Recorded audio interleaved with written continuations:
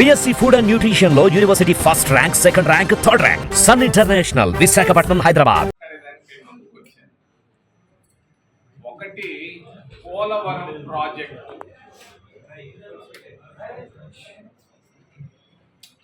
40-50 ఏళ్ళ నాడు అంజయ్య పునాది రాయి వేశాడు.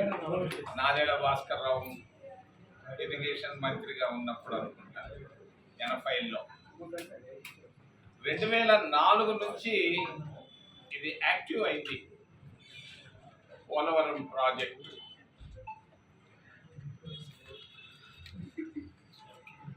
రాజశేఖర్ రెడ్డి 6 సంవత్సరాలు ముఖ్యమంత్రిగా ఉన్నాడు ఆంధ్రప్రదేశ్ రాష్ట్రానికి.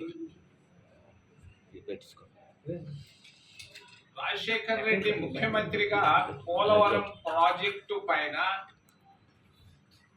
అది ఎడమ కాలువ కానీ, కుడి కాలువ కానీ, ప్రాజెక్టు కానీ, రిహాబిలిటేషన్ కానీ, ఏదైనా కానీ ఎన్ని వేల కోట్లు ఖర్చు పెట్టాడు పోలవరం ప్రాజెక్టు పైన రాజశేఖర్ రెడ్డి ముఖ్యమంత్రిగా ఉన్నప్పుడు ఎన్ని వేల కోట్ల రూపాయలు పోలవరం పైన ఖర్చు పెట్టాడు? రెండవది రోసయ్య నేను అనుకోవటం లేదు ఖర్చు పెట్టాడని.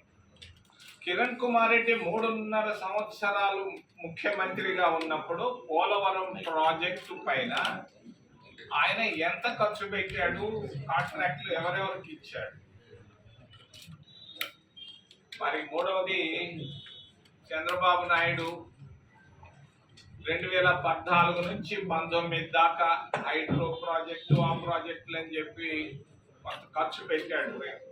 మరి చంద్రబాబు నాయుడు ముఖ్యమంత్రిగా ఆయన ఎంత ఖర్చు పెట్టాడు పోలవరం ప్రాజెక్టు పైన? అది రిహాబిలిటేషన్ కానీ, హైడ్రో ప్రాజెక్టు కానీ, మరి ప్రాజెక్టు కానీ. చివరిది జగన్మోహన్ రెడ్డి 2019 నుంచి 24 దాకా 5 సంవత్సరాలు ముఖ్యమంత్రిగా ఉన్నాడు. జగన్మోహన్ రెడ్డి ముఖ్యమంత్రిగా పోలవరం ప్రాజెక్టు పైన, రిహాబిలిటేషన్ పైన ఎంత ఖర్చు పెట్టాడు? దీని ఇప్పుడు మొన్న కాళేశ్వరం అనే ఒక ప్రాజెక్టు తెలంగాణలో మొదలైంది. ఆ ప్రాజెక్టు పైన జ్యుడిషియల్ ఎంక్వైరీ చేశారు. పినాకిని చంద్రఘోష్ అని ఒక రిటైర్డ్ చీఫ్ జస్టిస్ ని తీసుకొచ్చి ఆయన తిరుగుతా ఉన్నాడు ప్రాజెక్టు పైన. ఆయన దాదాపుగా ఇప్పటికీ నాకు తెలిసి ఒక 8-9 విజిట్లు చేసి రిపోర్ట్ రెడీ చేస్తున్నాడు.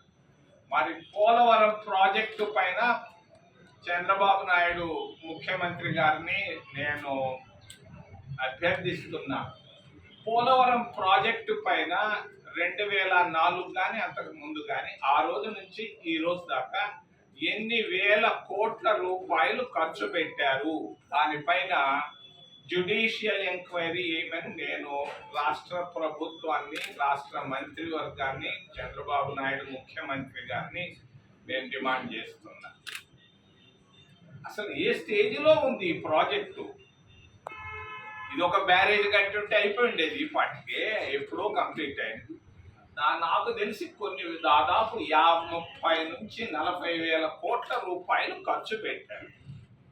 ఈ 30-40 వేల కోట్ల రూపాయల పైన ఎవరిది బాధ్యత?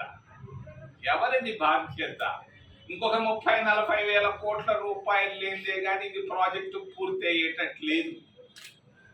పూర్తి అవుతుందా లేదనేది అది భగవంతుడే నిర్ణయిస్తాడు.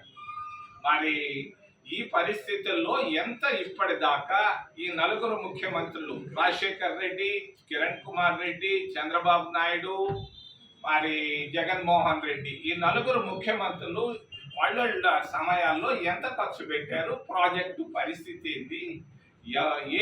నేను మిగిలిన జోలికి పోవటం లేదు, ఖర్చుల వరకే మాట్లాడుతున్నాను. ప్రాజెక్టు వివరాలు డీటెయిల్స్ లోకి లోతుగా అధ్యయనం చేయాల్సిన అవసరం ఉంది. వాడేవాడు అమెరికా వాడు, లండన్ వాడు వచ్చి ఏమి చేయలేడు. చేయాల్సిందల్లా ఒక జ్యుడిషియల్ ఎంక్వైరీ, కాళేశ్వరం ప్రాజెక్టు పైన వేసినట్టుగా ఈ ప్రాజెక్టు పైన ఒక జ్యుడిషియల్ ఎంక్వైరీ వేయమని నేను చంద్రబాబు నాయుడు ముఖ్యమంత్రి గారిని నేను అభ్యర్థిస్తున్నా. రెండో విషయం, విశాఖపట్నం స్టీల్ ప్లాంట్. అది ఎంతో పోరాటాలు చేస్తే గానీ వచ్చింది ఆ ప్రాజెక్ట్. ఈ ప్రాజెక్ట్ వచ్చిన తర్వాత పూర్తయింది. ఇందిరాగాంధీ గట్టి పునాది రాయి వేసింది దీనిపైన. నేను చెప్తున్నాను, ఈరోజు విశాఖపట్నం ప్రాంత వాసులకు కానీ, విశాఖపట్నం స్టీల్ ప్లాంట్ లో పనిచేస్తున్న ప్రతి కార్మికుడికి, దానిపైన ఆధారపడినటువంటి ప్రతి ఒక్కరికి నేను ఒక్క మాట చెప్తున్నాను, కాంగ్రెస్ పార్టీ ఖచ్చితంగా ఈ విషయంలో విశాఖపట్నం స్టీల్ ప్లాంట్ లో చాలా చాలా మంచి ఆలోచనతో ఉంది. మోడీ కాదు, ఎన్డీఏ ప్రభుత్వం కాదు, బీజేపీ ప్రభుత్వం కాదు, ఏ ప్రభుత్వాలు దీన్ని ప్రైవేటైజ్ చేయలేవు. ఊరికే కాగితాల పైన చేయాల్సిందే. కానీ నేను ఈరోజు పేపర్లు ఎక్కడో చదివాను, చాలా మంది ఉద్యోగస్తులు, శాశ్వత ఉద్యోగస్తులు పదవి విరమణ చేసి వాలంటరీ రిటైర్మెంట్ తీసుకోవాల్సిన పనే లేదు. నేను రాహుల్ గాంధీ గారితో కూడా మాట్లాడాను, మా నాయకులందరితో మాట్లాడాను. ఈ ప్రాజెక్టు ప్రైవేటైజ్ ఎట్టి పరిస్థితుల్లో కాదు. ఒక 100-200 సంవత్సరాల్లో దీన్ని కాంగ్రెస్ పార్టీ మేము దీన్ని బాధ్యత తీసుకుంటున్నాం. మోడీ కాదు, ఎవరైనా కానీ ఏమీ చేయలేరని తెలియజేస్తే, ఏదైనా ప్రశ్నలు ఉంటే అడగమని దయచేసి చేతులు ఎత్తి ప్రార్థిస్తుంది.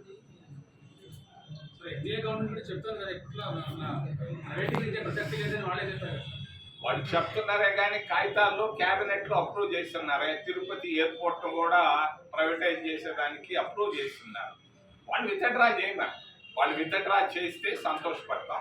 విత్డ్రా చేయకపోతే ఎవడూ చేయలేడు. ఒక మాట, ఇందిరాగాంధీ వేసిన పునాది రాయి, ఆ రోజు బ్రహ్మానందరెడ్డి ముఖ్యమంత్రిగా వేయించిన పునాది రాయి, గట్టి పునాది రాయి, ఎవడు ఏమీ చేయలేడు.